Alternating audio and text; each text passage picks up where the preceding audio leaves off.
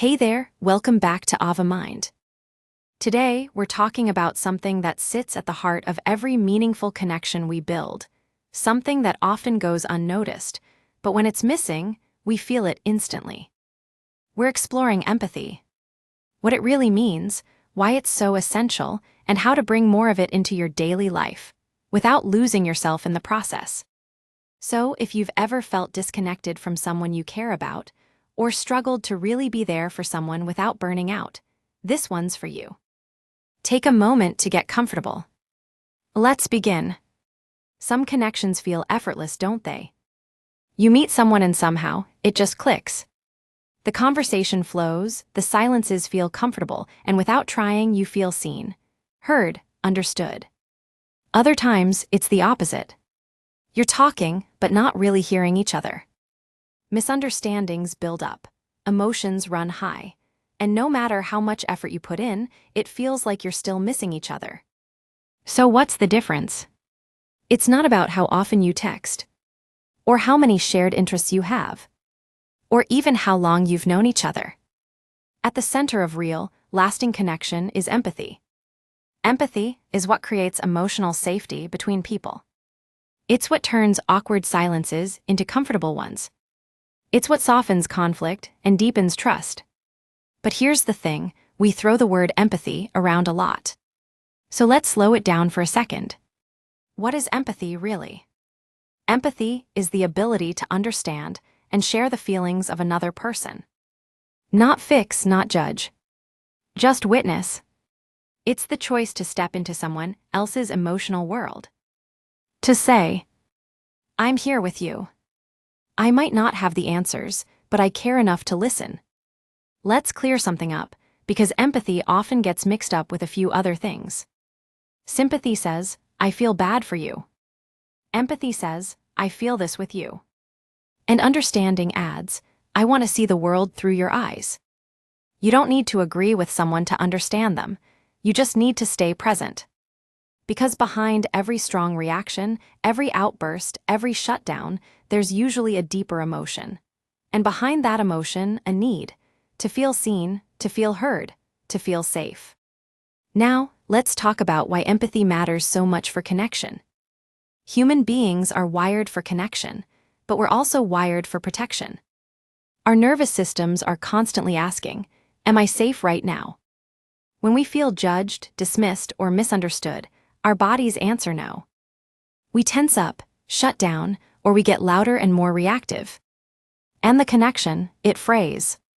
But when someone meets us with empathy, even something as simple as, that sounds really hard, I can understand why you'd feel that way. Our nervous system exhales, we soften, we open up, and that's when connection deepens. Empathy says, you're allowed to be exactly where you are, and I'm not going anywhere. So why don't we offer empathy more often? Well, because we're human. Here are some common blocks that get in the way. Defensiveness. We feel criticized and start protecting ourselves instead of listening. Emotional overload. When we're burned out, someone else's emotions can feel like too much. Fear of saying the wrong thing, so we say nothing at all. Judgment. We label someone as dramatic or difficult, especially when they hit a nerve. And then there's comparison. You think that's bad? Wait till you hear my story. We've all done it. It doesn't make us bad people. It just means we're overwhelmed. But the good news, empathy is a skill, and skills can be learned. So, how do we build more empathy day to day? Let's walk through 5 simple ways to practice empathy in your everyday life.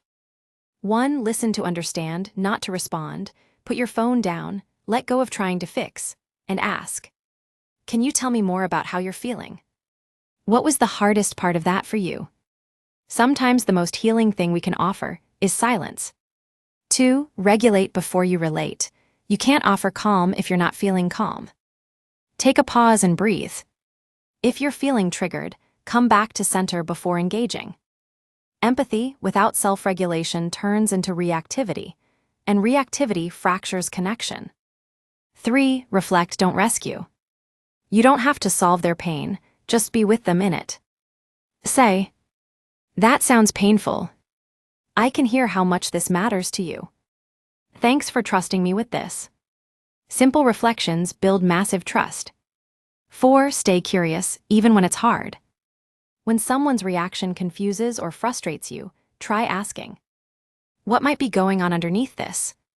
Curiosity turns conflict into understanding. And 5. Know your limits and communicate them kindly. Empathy doesn't mean self-abandonment. It's okay to say, I want to support you, but I'm feeling a little overwhelmed. Can we take a moment and come back to this later? Boundaries are not the opposite of empathy. They're how empathy sustains itself. Empathy isn't something we practice once. It's built in the micro moments. When your partner vents, and instead of jumping to fix it, you ask, do you want support, or do you just want me to listen? When a friend cancels plans and you say, hey, is everything okay? Instead of jumping to assumptions. Or when a colleague seems off and you quietly say, noticing you've seemed distant lately, is there anything you'd like to talk about? These small moments might seem ordinary, but they're the heartbeat of lasting connection. Empathy isn't fluffy, it's not a nice to have. It's essential. For strong relationships, for emotional well-being, for mental health. Because when someone feels truly understood, something shifts inside. Anxiety softens, loneliness eases, self-protection melts into trust. And in a world where everyone's shouting to be heard, your quiet, grounded empathy might just be the loudest kind of love there is. If you're working on showing up with more empathy, especially when emotions run high, you're not alone. The Ava Mind app is here to help. Explore calming tools, guided practices, and conversations designed to help you pause, self-regulate, and connect with yourself and others. Thanks for listening, and remember, connection starts with curiosity.